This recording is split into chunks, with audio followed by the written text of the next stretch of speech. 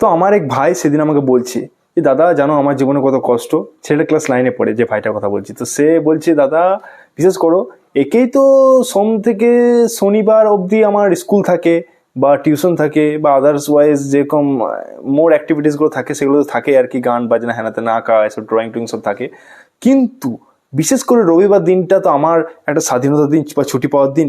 সেই দিনটা বাবা আমার বাড়িতে পড়ার চাপ দিয়ে দেয়, আবার এক্সট্রা একটা অ্যাডিশনাল টিউশনও দিয়ে দিয়েছে।